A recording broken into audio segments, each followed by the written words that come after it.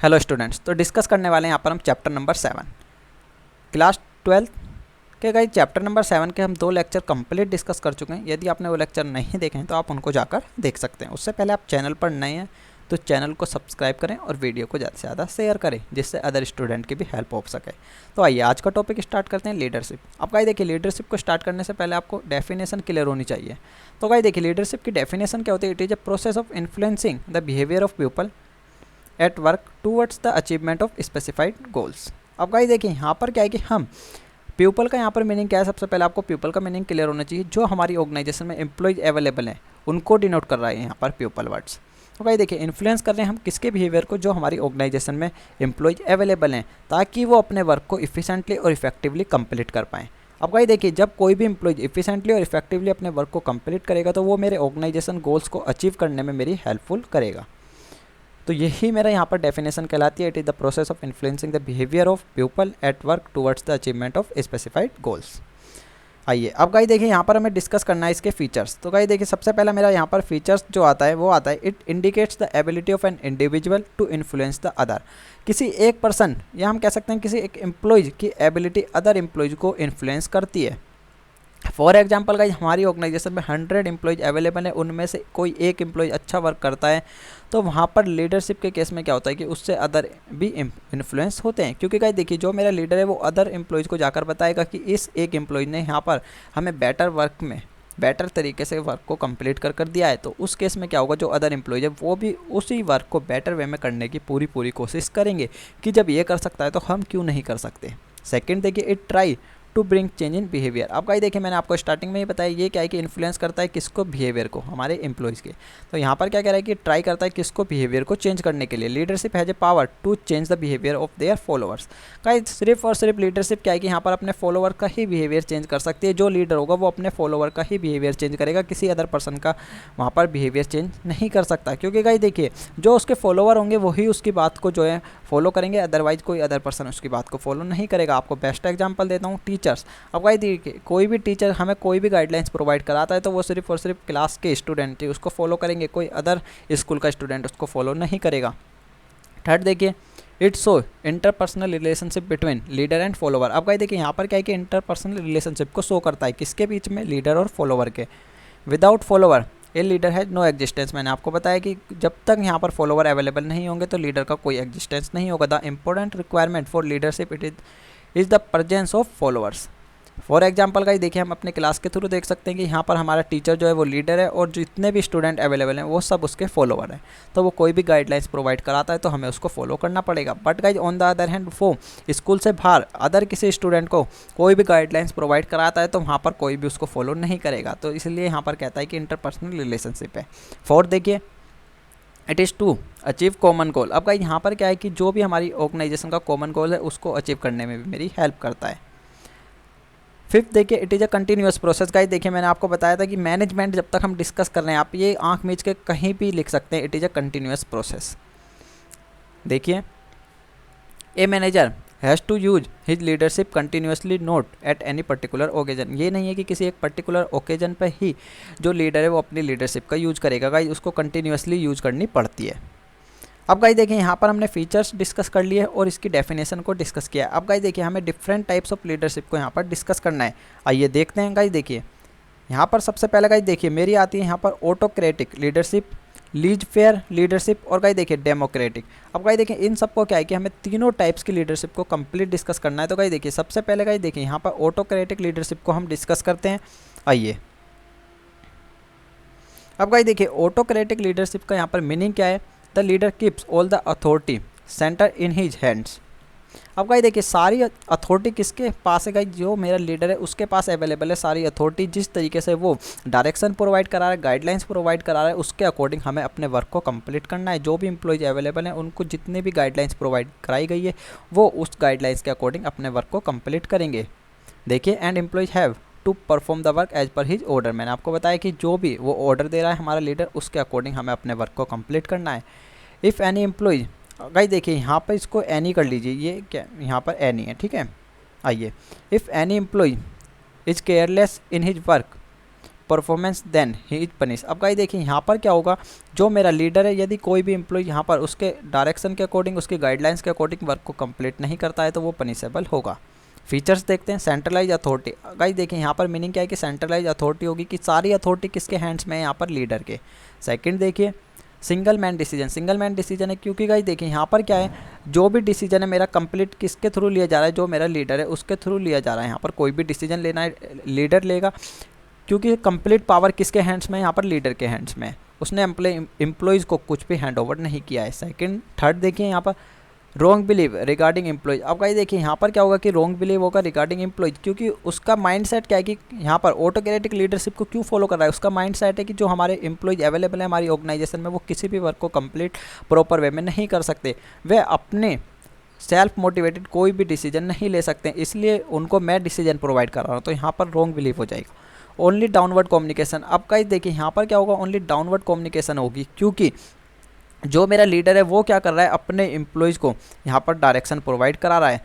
कोई भी एम्प्लॉय अपने लीडर को डायरेक्शन प्रोवाइड नहीं करा सकता इस केस में। तो ये सब चीज़ें आपको क्लियर होनी चाहिए। अब एडवांटेज देखते हैं। सबसे पहला मेरा एडवांटेज आता है गाइस देखिए quick and clear decision.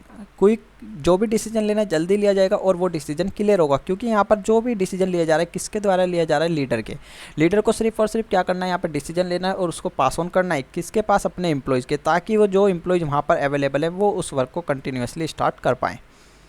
Third देखिए सेटिस्फैक्ट्री वर्क होगा, जैसा लीडर चाहता था उसके अकॉर्डिंग एम्प्लॉयज़ वर्क कर रहे हैं तो यहाँ पर सेटिस्फैक्ट्री वर्क होगा।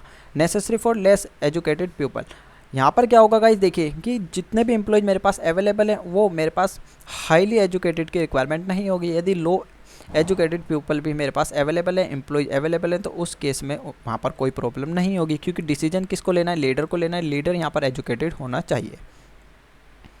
आइए डिसएडवांटेज देखिए यहाँ पर lack of motivation. Lack of motivation होगा क्योंकि गाइस यहाँ पर लैक ऑफ मोटिवेशन क्यों होगा, जो भी डिसीजन लिया जा रहा है लीडर के द्वारा लिया जा रहा है, सिर्फ और सिर्फ वहाँ पे आगे पास ऑन किया जा रहा है किसको, एम्प्लॉयज़ को, कि उनको एम्प्लॉयज़ को वर्क करना है कंप्लीट किसके अकॉर्डिंग, जो लीडर ने डिसीजन लिया है उसके अकॉर्डिंग। तो वहाँ पर क्या होगा कि वो डीमोटिवेटेड फील करेंगे।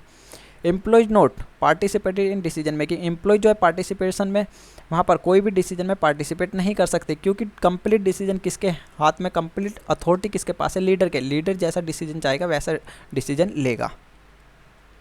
पॉसिबिलिटी ऑफ पार्शलिटी, अब गाइस देखिए यहाँ पर पार्शलिटी हो सकती है कि यदि लीडर की माइंड सेट है गाइस, कोई एम्प्लॉय उसकी नज़रों में गाइस अच्छा है तो वो उसको और अच्छा बनाने की कोशिश करेगा और जो बुरा है उसको और बुरा बनाने की कोशिश करेगा, तो यहाँ पर पार्शलिटी हो सकती है।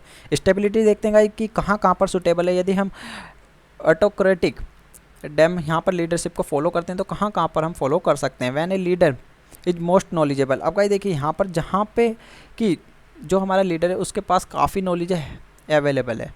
Where there is less time available for decision making, यहाँ हम कह सकते हैं हमारे पास डिसीजन लेने के लिए जो है लेस टाइम अवेलेबल है, तो उस केस में भी ऑटोक्रेटिक लीडरशिप को हम फॉलो करेंगे क्योंकि वहाँ पर कंप्लीट अथॉरिटी किसके पास है, लीडर के पास है। लीडर अपने अकॉर्डिंग कोई भी डिसीजन ले सकता है। When subordinates are uneducated and unexperienced, अब गाइस देखिए जो हमारे पास एम्प्लॉयज अवेलेबल है यदि वो अनएजुकेटेड हैं और अनएक्सपीरियंस हो, उस केस में भी हम ऑटोक्रेटिक डेमो लीडरशिप को यहाँ पर फॉलो करेंगे क्योंकि कंप्लीट डिसीजन किसके द्वारा लिया जाएगा, लीडर के द्वारा, और लीडर यहाँ पर हमारे पास एजुकेटेड अवेलेबल है। आइए सेकंड टाइप्स की गाइज हमारी यहाँ पर लीडरशिप आती है डेमोक्रेटिक लीडरशिप। अब गाइज देखिए डेमोक्रेटिक लीडरशिप में क्या होता है कि यहाँ पर हमारे पास कंप्लीट डिसीजन की पावर जो है एम्प्लॉयज़ के पास भी अवेलेबल होती है एज वेल एज लीडर के पास भी अवेलेबल होती है। कोई एम्प्लॉय चाह रहा है अपने अकॉर्डिंग किसी डिसीजन को लेना तो वो ईजिली ले सकता है। In this style of leadership concern with his subordinates before making any final decision. The leadership style is based on decentralisation. Decentralisation का हमने डिस्कस किया था कि हमने क्या कर रहे थे, अपनी अथॉरिटी एंड रिस्पॉन्सिबिलिटी को कंप्लीट पास ऑन कर दिया था एक से ज़्यादा हैंड्स में। ये नहीं है गाइस यहाँ पर डिसेंट्रलाइजेशन में सिर्फ और सिर्फ हमने टॉप लेवल पे दी थी, यहाँ पर हमने ईच लेवल पे अपनी अथॉरिटी को जो है पास ऑन कर दिया था।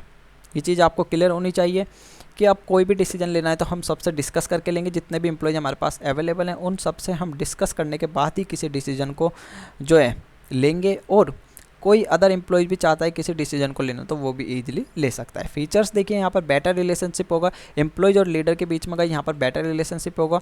बिलीव इन एम्प्लॉयज पर बिलीव है, जब भी तो हमने कहा है कि आप अपने अकॉर्डिंग कोई भी डिसीजन लेना चाहते हैं तो ले सकते हैं। ओपन कम्युनिकेशन है, क्योंकि गाइस देखिए ओपन कम्युनिकेशन कैसे कि यदि कोई भी हमें फाइनल डिसीजन लेना है तो उनको आपस में कम्युनिकेट करना पड़ेगा, जब तक वो कम्युनिकेट नहीं करेंगे किसी भी फाइनल डिसीजन को नहीं ले सकते।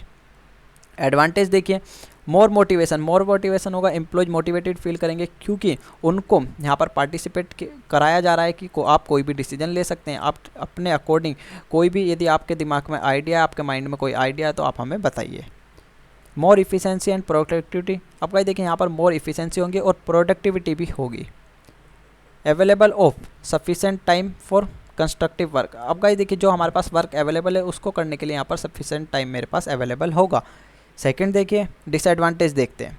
अब गाइस देखिए डिसएडवांटेज में सबसे पहला मेरा आता है रिक्वायरमेंट ऑफ एजुकेटेड सबऑर्डिनेट्स, जो भी मेरे पास एम्प्लॉय या हम कह रहे हैं सबऑर्डिनेट्स अवेलेबल है वो एजुकेटेड होने चाहिए, क्योंकि गाइस देखिए जब तक कोई भी पीपल यहाँ पर या एम्प्लॉयज मेरे पास एजुकेटेड नहीं होंगे तो प्रॉपर वे में किसी भी डिसीजन को नहीं ले पाएंगे। Delay in decision making, second मेरा आता है डिले इन डिसीजन मेकिंग।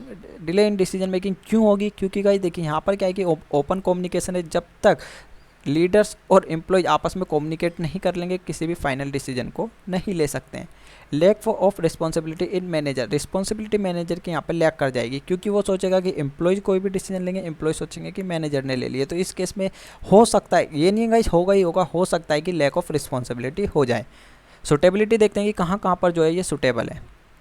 देखिए when group member are skill, मैंने आपको बताया कि वो एजुकेटेड है और स्किल्ड है, उनके पास एक्सपीरियंस भी अवेलेबल है।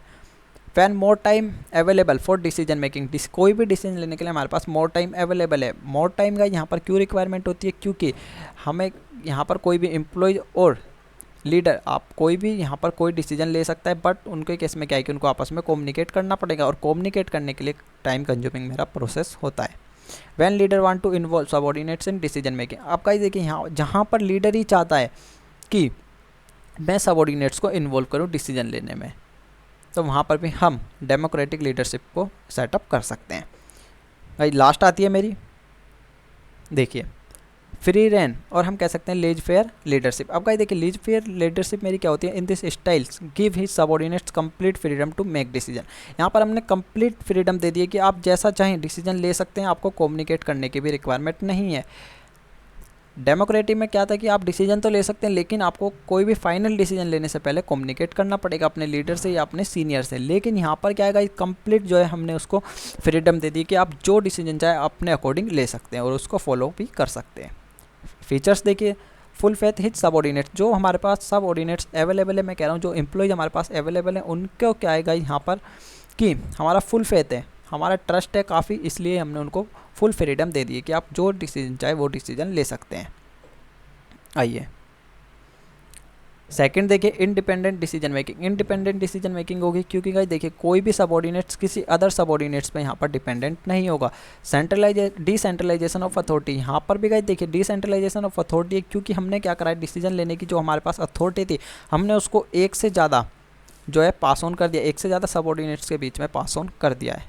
Self directed and control, self directed होगा और कंट्रोल्ड होगा, क्योंकि कोई भी एम्प्लॉय अपने अकॉर्डिंग किसी भी डिसीजन को ले रहा है, तो वहाँ पर जो भी वो सेल्फ मोटिवेटेड होकर, सेल्फ डायरेक्टेड होकर, सेल्फ कंट्रोल्ड होकर ही कोई भी डिसीजन लेगा। एडवांटेज देखते हैं। एडवांटेज सबसे पहला मेरा यहाँ पर आता है development of self confidence his subordinates. अब गाइस देखिए जो भी मेरे पास सबऑर्डिनेट्स अवेलेबल है उनका सेल्फ कॉन्फिडेंस जो है वो बूम होगा। सेकंड देखिए हाई लेवल मोटिवेशन, जो मोटिवेशन होगा वो हाई लेवल होगा, क्योंकि कोई भी एम्प्लॉयज़ को कोई भी डिसीजन लेने के लिए यहाँ पर अपने सीनियर से या अपने लीडर से जो है कंसर्न नहीं करना है, वो डायरेक्ट जो डिसीजन चाहे वो डिसीजन ले सकता है। थर्ड देखिए helpful in development of the organisation, हमारी ऑर्गेनाइजेशन जो है उसके ऑल ओवर डेवलपमेंट में भी हेल्पफुल होगा। ऑल ओवर डेवलपमेंट क्यों होगा गाइस, क्योंकि यहाँ पर जो भी एम्प्लॉयज हैं हमारे पास अवेलेबल है वो अपने अकॉर्डिंग किसी भी डिसीजन को ले रहे हैं, हाईली मोटिवेटेड है, तो वो हमारे वर्क को कंप्लीट करेंगे, इफिशिएंटली और इफेक्टिवली कंप्लीट करेंगे और बेस्ट इफिशिएंसी के साथ कंप्लीट करेंगे, तो उस केस में हमारा वर्क ज़्यादा से ज़्यादा कम टाइम में कंप्लीट होगा।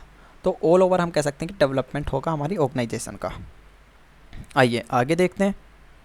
डिसएडवांटेज देखिए, डिसएडवांटेज में क्या कह रहा है, डिफ़िकल्टी इन कोऑपरेशन। गाइस देखिए सारे एम्प्लॉय को कोऑपरेट करने में यहाँ पर डिफ़िकल्टी हो सकती है, ये नहीं होगी हो सकती है। Lack of importance of managerial post, अब गाइस देखिए यहाँ पर क्या होगा कि जो मेरी मैनेजरियल पोस्ट है वो लैक कर सकती है, क्योंकि यहाँ पर हमने क्या करा है कि जो मेरी टॉप लेवल का मैनेजर था उसकी वैल्यू को हमने यहाँ पर डिक्रीज़ कर दिया है, क्योंकि जो भी डिसीजन लिया जाता था मेनली टॉप लेवल के द्वारा लिया जाता था। लेकिन हमने यहाँ क्या करा है कि अपनी पावर को डिसेंट्रलाइज कर दिया कि कोई भी एम्प्लॉय चाहता है, कोई भी सबऑर्डिनेट चाहता है तो वो अपने अकॉर्डिंग डिसीजन ले सकता है। थर्ड देखिए, suitable only for highly educated employees. यहाँ पर जब तक हमारे पास हाईली एजुकेटेड एम्प्लॉयज अवेलेबल नहीं होंगे, जब तक हम लीज फेयर लीडरशिप को फॉलो नहीं कर सकते। अदरवाइज हमने फॉलो किया तो हमारी ऑर्गेनाइजेशन को काफ़ी लॉसेस जो है बियर करने पड़ सकते हैं। सुटेबिलिटी देखिए कहाँ कहाँ पर सुटेबल है। When follower are highly skilled, हम कह सकते हैं हाईली स्किल्ड हो, हाईली एजुकेटेड हो, हाईली एक्सपीरियंस हो, जब भी हम लीज फेयर लीडरशिप को फॉलो कर सकते हैं। फॉलोवर आर ट्रस्ट वर्थी, यहाँ पर क्या है कि कंप्लीट हमारा ट्रस्ट होना चाहिए किस पर, जो भी हमारे सबऑर्डिनेट्स हैं, हमारे एम्प्लॉयज हैं, उन पर हमारा कंप्लीट ट्रस्ट होना चाहिए, जब भी हम इसको फॉलो कर सकते हैं। अदरवाइज जो हमने अथॉरिटी को डिसेंट्रलाइजेशन किया है उसका जो हमारे सबऑर्डिनेट्स हैं उसका मिस यूज भी कर सकते हैं। थर्ड देखिए, when follower have pride in their work, जो भी हमारे पास फॉलोवर है वो अपने वर्क को लेकर गाइस काफ़ी कॉन्फिडेंट है कि जो भी हम वर्क करेंगे वो डेफिनेटली अच्छा होगा और प्रॉपर वे में कंप्लीट होगा। तो ये सब चीज़ें गाइस आपको इजीली ध्यान रखनी है। एडवांटेज डिसएडवांटेज आप अपने पास से गाइस, ये नहीं है कि जो यहाँ पर नोट्स में मेंशन है यही जो एडवांटेज और डिसएडवांटेज हो सकते हैं, आप अपने पास से भी ड्रॉ कर सकते हैं ये सब चीज़ें। गाइस फिर भी आपको यदि यहाँ तक कोई भी डाउट है लीडरशिप टॉपिक में तो आप नीचे कमेंट बॉक्स में कमेंट करके बता सकते हैं, आपको डेफिनेटली जो है रिप्लाई किया जाएगा। या आप मेरा व्हाट्सअप नंबर से हो रहा है, आप मुझे इस पर डायरेक्ट व्हाट्सअप भी कर सकते हैं। तो गाइस देखिए हमने यहाँ पर मेनली क्या डिस्कस किया है, लीडरशिप को डिस्कस किया है, उसके फीचर्स डिस्कस किए हैं, और गाइस देखिए यहाँ पर हमने टाइप्स ऑफ लीडरशिप डिस्कस किया है, जो कि गाइस देखिए यहाँ पर सिंपली मैं कह सकता हूँ मेरी कितनी 3 लीडरशिप को हमने सबसे पहले गाइस देखिए यहाँ पर किसको डिस्कस किया है, ऑटोक्रेटिक। ऑटोक्रेटिक में क्या था कि जो लीडर ने ऑर्डर गाइडलाइंस प्रोवाइड कराई है, एम्प्लॉयज उसके अकॉर्डिंग अपने वर्क को कंप्लीट कर रहे थे। लीज फेयर में गाइस देखिए यहाँ पर हमने क्या कराई, कंप्लीट अथॉरिटी दे दी है कि आप जिस प्रकार से चाहें जो डिसीजन लेना चाहे ले सकते हैं, आपको किसी भी अदर अपने सीनियर से कंसर्न करने की भी रिक्वायरमेंट नहीं है, आप डायरेक्टली जो डिसीजन लेना चाहते हैं ले सकते हैं। डेमोक्रेटिक में गाइस क्या था कि आप डिसीजन तो ले सकते हैं लेकिन आपको कंसर्न करना पड़ेगा किससे, अपने सब जो भी आपका सीनियर है, जहाँ हम कह सकते हैं जो आपसे टॉप लेवल पर अवेलेबल है उसके साथ आपको डिस्कस करना पड़ेगा, कम्युनिकेट करना पड़ेगा। कोई भी फाइनल डिसीजन लेने से पहले आप ले सकते हैं, लेकिन जब तक आपका सीनियर एग्री नहीं करेगा आप कोई भी फाइनल डिसीजन नहीं ले सकते। तो ये सब चीज़ें हमने डिस्कस की हैं। यदि फिर भी कोई डाउट है तो आप नीचे कमेंट बॉक्स में कमेंट करके बताइए। मिलते हैं नेक्स्ट लेक्चर में। Tata bye bye, see you.